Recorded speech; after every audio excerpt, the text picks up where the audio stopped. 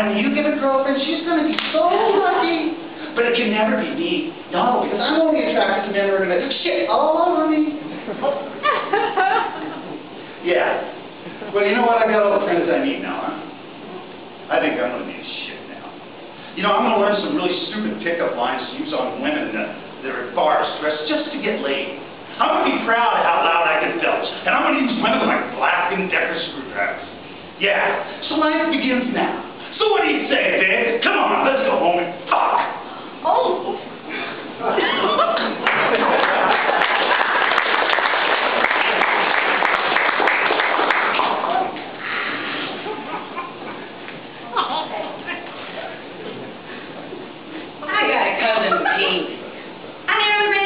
The other day in my truck. I was up on Story Avenue, down by the filling station, you know where the road curves around real sharp? You know how cars, they're always driving that corner just a little too fast?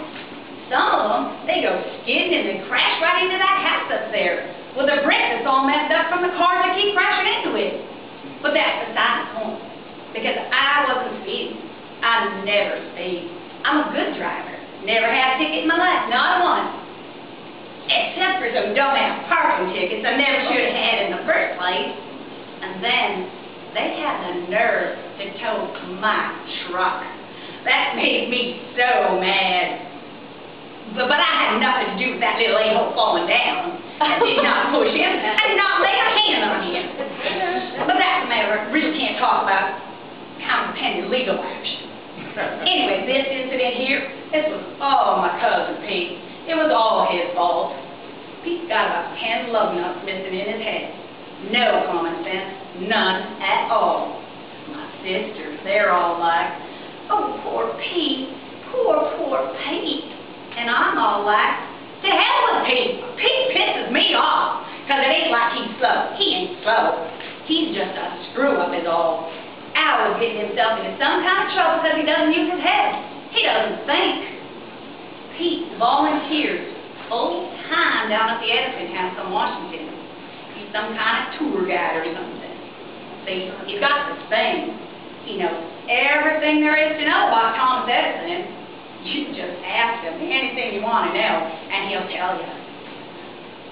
Pete used to work at Fisher's. But he got let go on account of some situation I did not know the full details of. I work at Fisher's too, and most of my family do. Well, my two sisters, my brother-in-law, his dad, my dad's brother, Pete's dad, and Pete's brother Frank.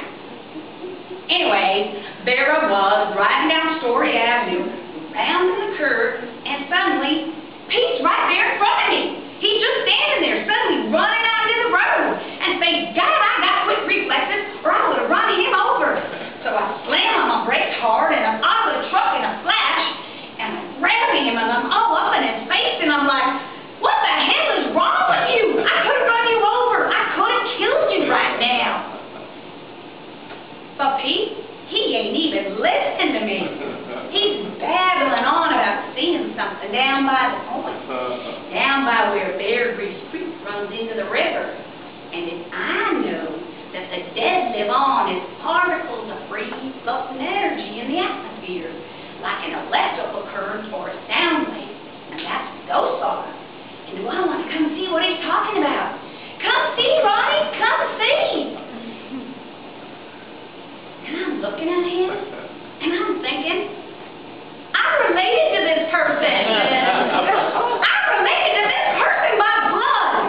And that just disturbs me. And I look at him, and he's still talking, and he's carrying on. And finally, I am like, Pete, you know what, Pete? I really don't need this right now. I just got off of work, and it was one of them days. The food tube broke, the chlorine lump, the chlorine pump got screwed up, and the ammo line went tits up. If that weren't enough, the goddamn power went out. I don't know why, some kind of short. Powered up all the way from Frankfurt to Melbourne, all the way to Crescent Hill. 59 condemned hogs. We dumped near 5,000 pounds of meat. And now, my carpal tunnels all acting up. And I don't even want to talk about the smell. You don't even want to know about the smell. So, Pete, right now is really not a good time for you to share with me your thoughts about the afterlife.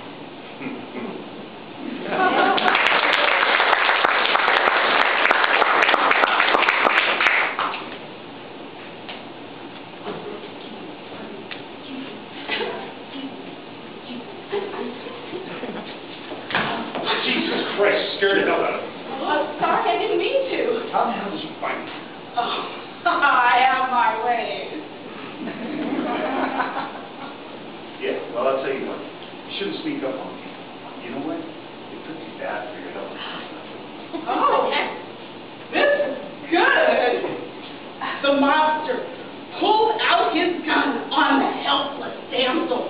He forced his body. What the hell are you talking about? I didn't force nothing. I know. It's for the book. Look, lady. When I said you follow me around for a bit of research, okay, now you're making me out to be a hardened criminal? No.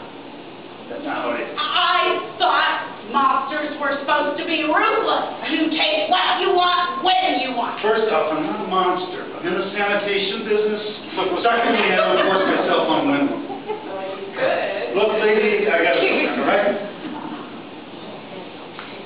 As he eyed her breath, he confesses the love triangle that is inevitable. He tears her shirt. That's it. You're gonna go. One breath. Then goosebumps down her spine. That's enough. No more writing. Look, my girlfriend's coming over here. Now you get the hell out of here. Lines are blurred and all three bodies intertwined, forming one massive pile of flesh and ecstasy. Climax, the monster. Please! Are you nuts? Get the hell out of here.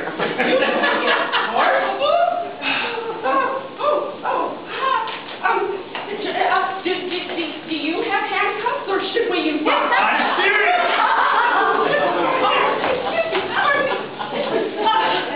Call me!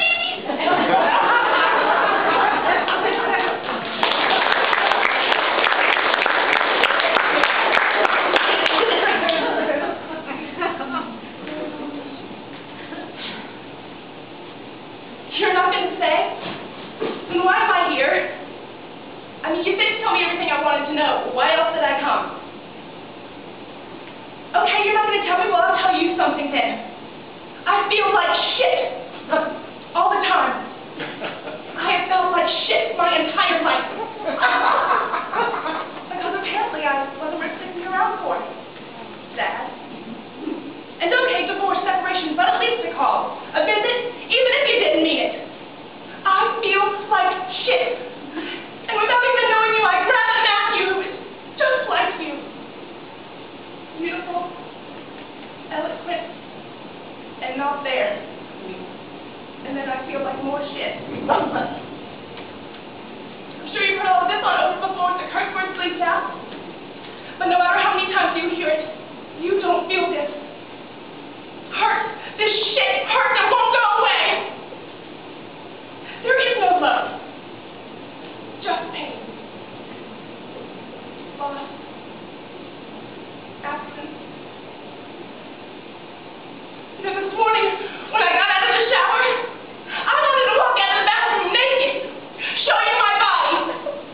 Because you should know what it looks like. You should be proud of it. Say that it is lovely. Because if you don't, then who will?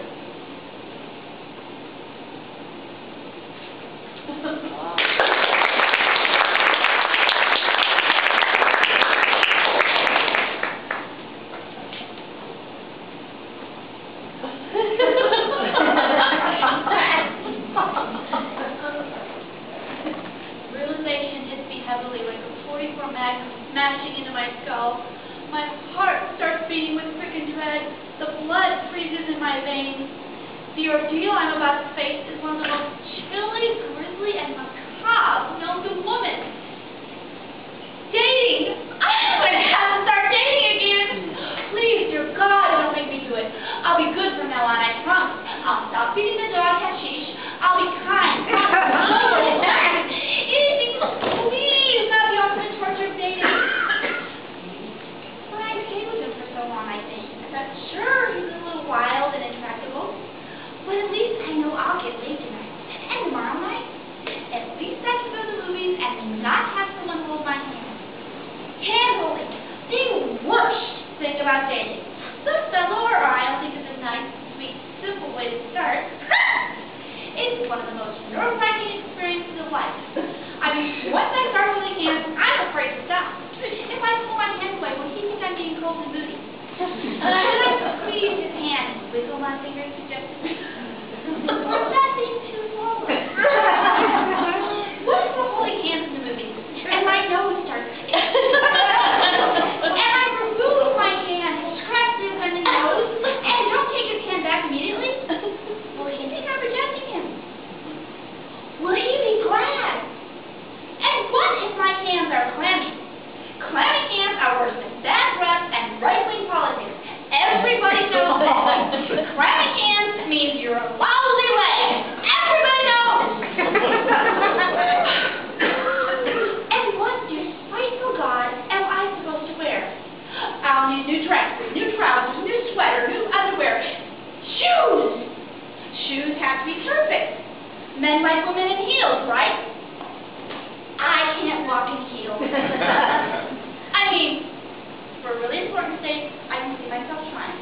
I can see myself going out and spending $250 on a pair of drop-dead heels, thinking, this time will be different. This time I'll be alone. And an hour into the date, the ball of my foot will cramp up and I'll start to hobble. And he'll notice. Is everything all right? He'll ask maliciously. I don't know where to look. I don't know where to turn. I won't be able to say these fucking shoes are crippling me, and if I don't get them off, I'll be made for life. No. Then he'll know I just bought them for a date for him. And he'll start to feel all weird and pressured when he realizes what a big deal this date was for me. And he'll find out I'm not as popular or sophisticated as he thought I was if I had to go out and buy a pair of brand new shoes just for a date with him. I'll have to describe his swim in a way that has nothing to do with the shoes. An old war wound? And what if my hair refuses to behave? I mean, what if it goes all wild and coquette and trained? It goes limp over one ear and then bends out at a right angle? I mean, sometimes I have just the right amount of moves. Float around upside down and still turn out looking like Margaret Thatcher. Pressure of what I'm going to look like is so bad, I have to take about it. I have been known to put on 4 shades of lipstick, one on top of the other, in an attempt to achieve that nice, pink, moist blushing. I'm not really wearing this big look. I have put on green eyeliner underneath my eyes, look in the mirror, decide I look like a gangrene raccoon, quickly take it off, look in the mirror again, decide I rather look like a gangrene raccoon instead of an anemic buffalo, and quickly reapply the stuff. I have started trying on clothes in a perfectly tidy room, only to end up with everything I own off the rack and on the floor. And the phone rings! I can't find the phone! Christ, I can't even find the bed! God, I hate dating. And then the doorbell rings. And my stockings are still on my ankle because I can't find my black garter belt. But in a flash of mad, deep, quick thought, I remember it's in my black evening bed. Don't ask. I get the garter belt on, the stockings up, the skirt down, I answer the door, smiling casually. What do I say? What do you talk about on a date? There's certainly not one thing that's on my mind as a suitable topic of conversation. Do you think we'll sleep together tonight? Are you the type of guy who can't make a commitment? Or the type of guy who can only make a commitment to a woman with nice, fine, smoothly muscled back? How's your relationship with your mother?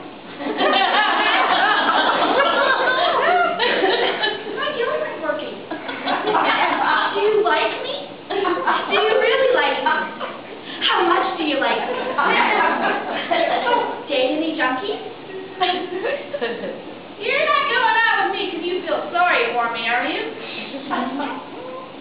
No. We'll talk about movies. What we've seen recently. What if he said he was finally got around to seeing Ford Fairlane and wasn't it hilarious? I bet you something inside myself makes me nod my head and say, yes, wasn't it interesting? And then I'll hate myself because I turned our date into a tissue of lies.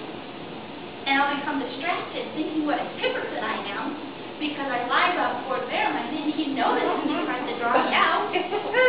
And he thinks I didn't like him because he likes Ford Fairlane. He'd be right.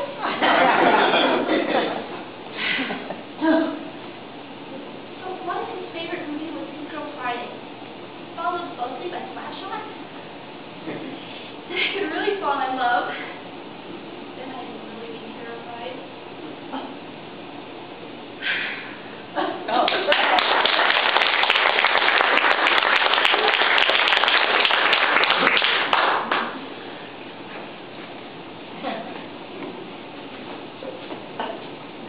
I used to read those ads.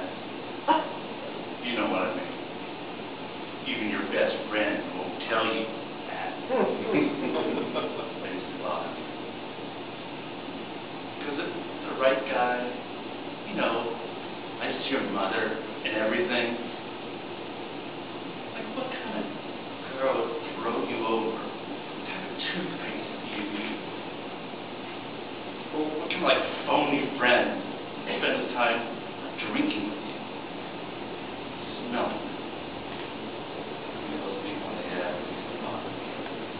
how they became popular overnight, changing their brand. I mean, they didn't change their inside. They weren't better people. Suddenly, changed brand name and the pride of the regiment. Because, frankly, people never have taken to me. Like at the job, the only desk during breaks where there's not a steady buzz conversation is mine. Nobody ever comes over to me. I always kick over to stand all my life.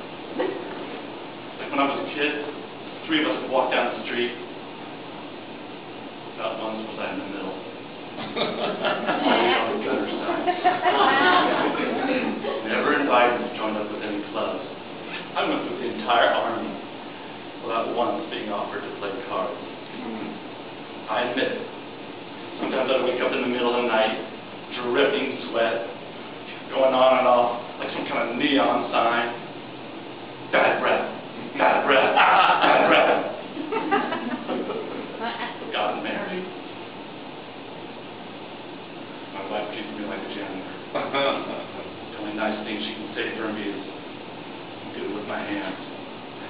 Or the other wives boast of their husband's talents. Mine calls me in to fix the kitchen sink.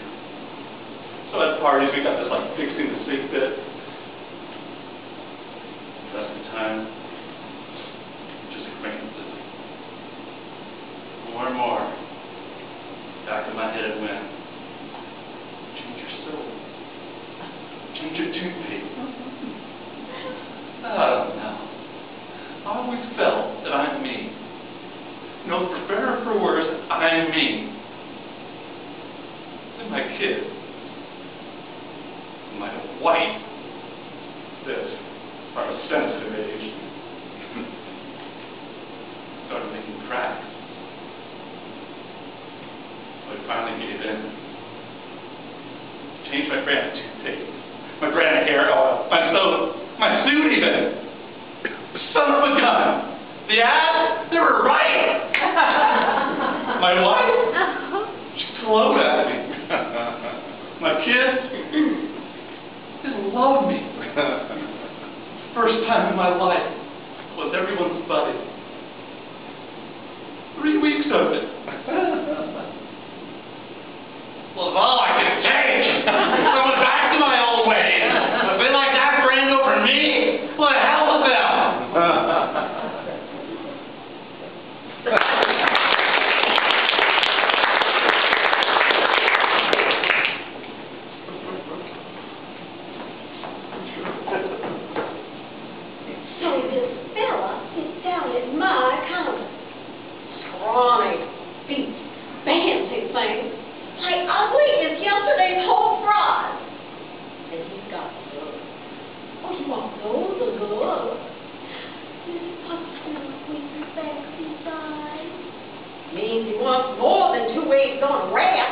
because of Joe's life.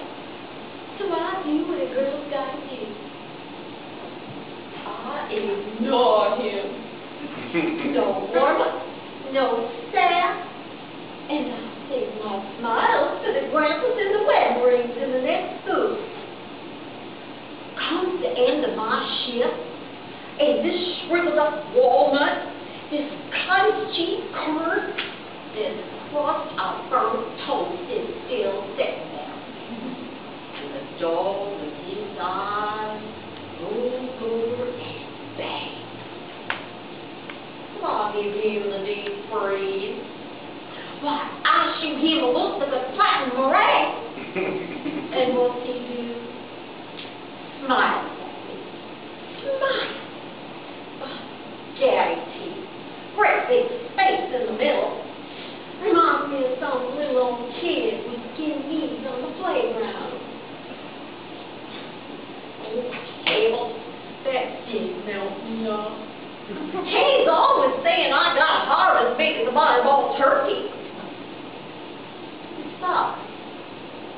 It's way, way too long since my grill got greased. We go to the motorhome. I'll top his semi. Well, I tell you, man's got a mouth that could melt you like butter and syrup on top of short stack of buckwheat. All right.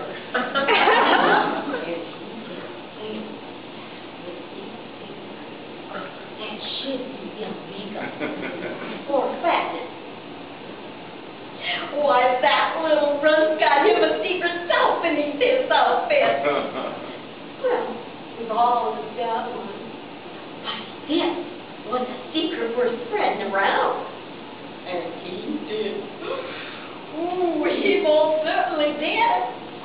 Why, he could love you on one side and back down the other and still leave the middle gasping for more. That man's gonna get him. Oh, imagine that is incredible.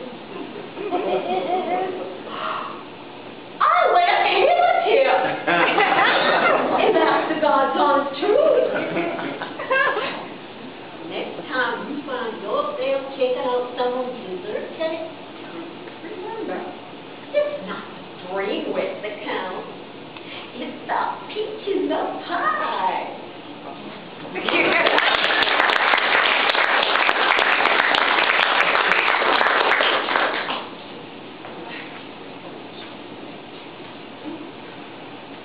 I want to see a play this Saturday. You mean, like in a theater? Yeah, theater.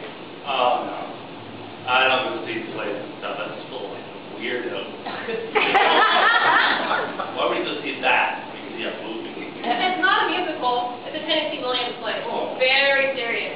Besides, that's all we do is go to the movies, rent DVDs, and sit around. What do you mean? Last week we went to see Dave and Buster's. Haven't ever seen a play. What? Yeah?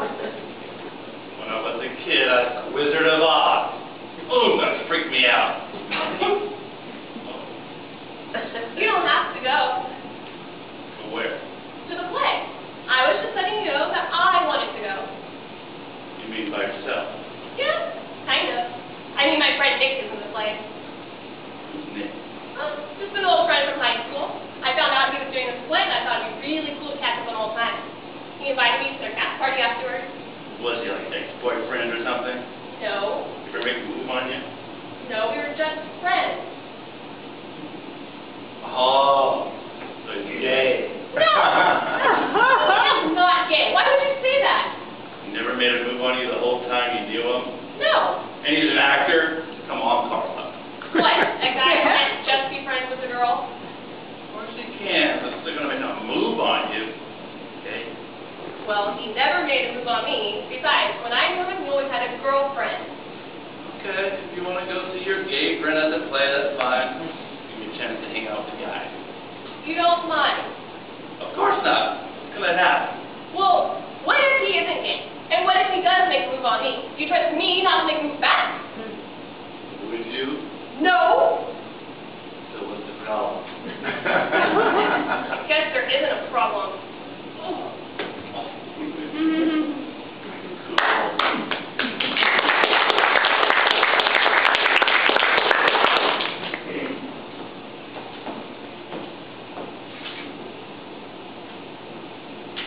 I can't remember anything. Well, not much. Except that dog. Skinny old thing. Mr. Cuthbert kept tied up in his front lawn all day. Daddy always said he was going to report him. She just sitting in the sun, biting at her scab. Cuthbert never even gave her any water. Nancy! Yeah. So I sneaked down the road with my squirt gun and I sprint water into her mouth and she barked. And then one day, when Cuthbert was downtown, I untied her just to let her run around a bit.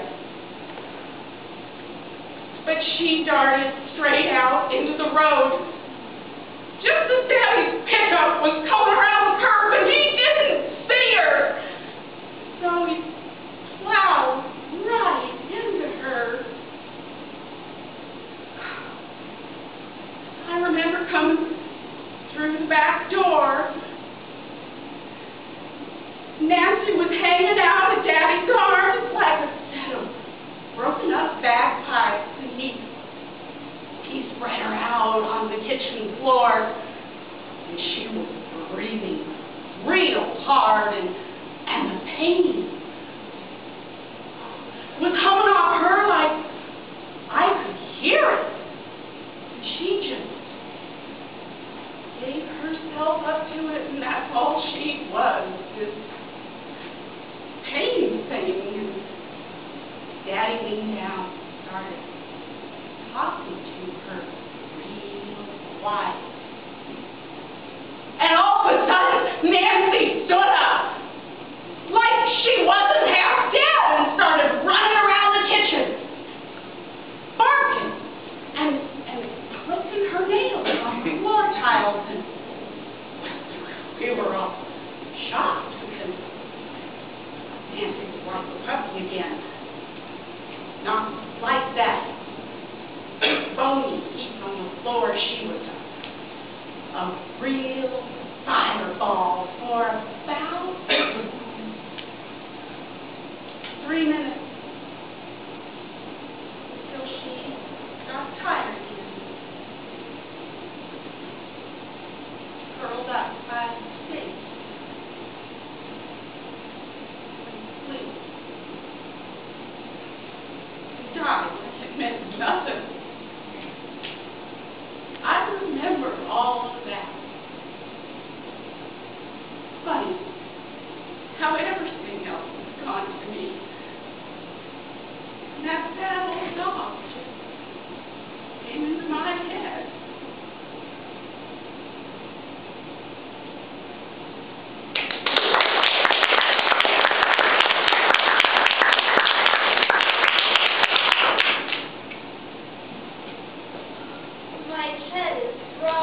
You want an aspirin? No, I want to be at the other end of this line. I'm sick of this. Everybody has to wait just as long as we do. I keep hearing, it's a small world after all. It's a small world after all. Over and over. God, I hate this place. Lisa! Don't shake Goofy's hand. Don't know who he just touched.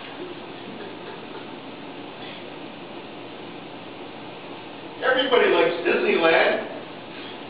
Look around you. There are so many happy, smiling people. That somewhere else there has to be an equal number of antisocial scum.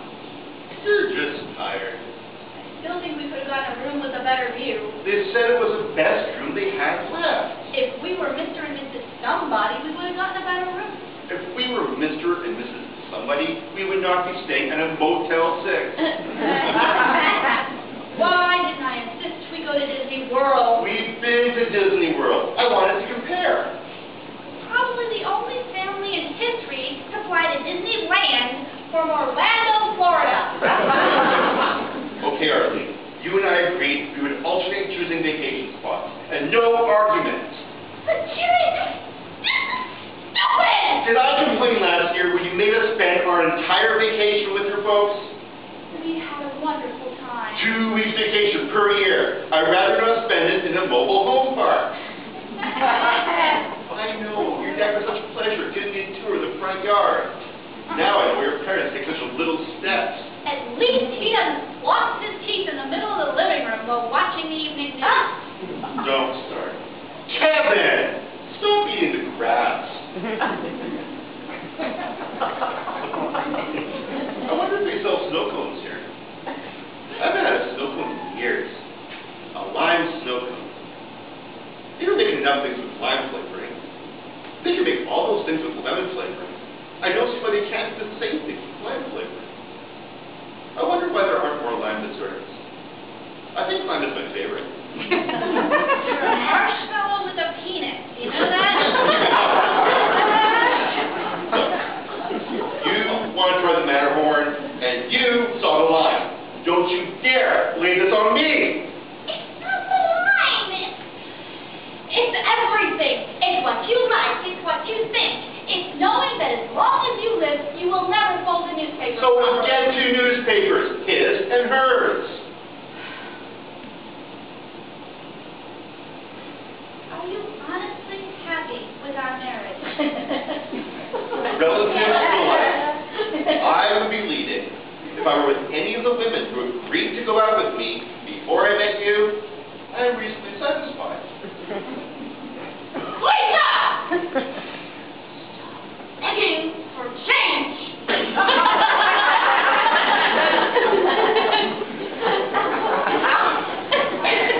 Marriage counselor. Take a marriage counselor. Do you want to do another one of those weekend intensives? No, thank you. I couldn't take another weekend of self-absorbed neurotics congratulating each other for being in touch with their neuroses.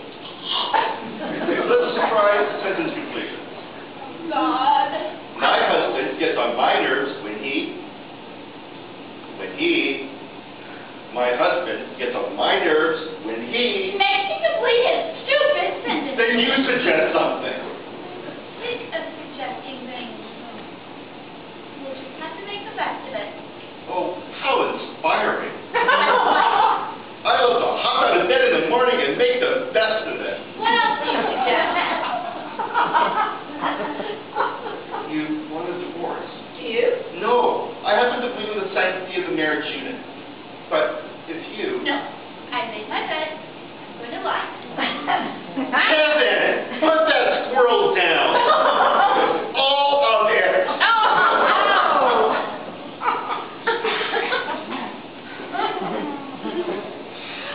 We used to like each other so much. I know. How have our parents lasted? My parents hate each other's guts, and they have for 40 years. You know, I think mine do too. What? Maybe that's what we're doing wrong. What are you talking about? If we can't enjoy each other's company, and Lord knows we try, if we can't get along morally and civilly, rather than trying to force ourselves to like each other, maybe we should just hate each other. Are you crazy? We already hate each other. I do All not I'm hate- saying is we give up the pretense. I do not hate you. Sure you do. I'm not a hateful person. And I suppose marshmallow with a penis was a term of endearment. You're honestly talking people around matter-of-factly hating each other. Yes. Don't you think that'll have a negative effect on... Kevin! Put your clothes back on! Lisa! Get off that door!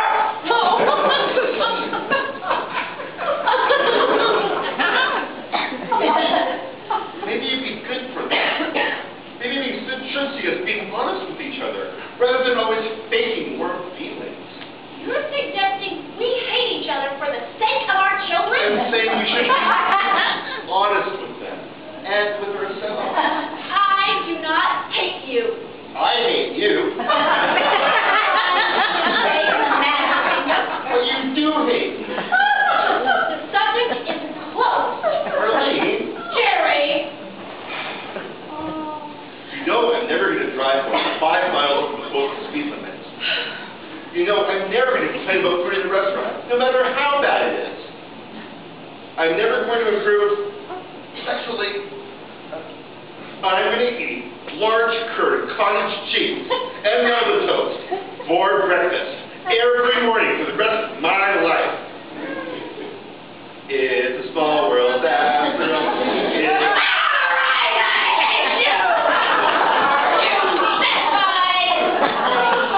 Grubby little toes and your ugly little hairs and everything in between. I hate you so much. I not only hate everything I have ever hated about you, but I hate everything I once found cute and attractive. Are you satisfied? I hate you! I hate you! I hate you! I hate you!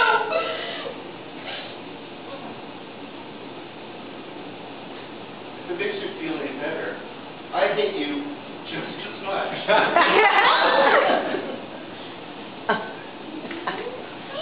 With all my heart.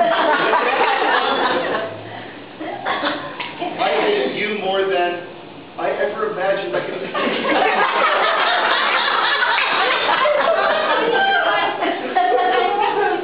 It's nice to know you feel so strongly. Isn't it though?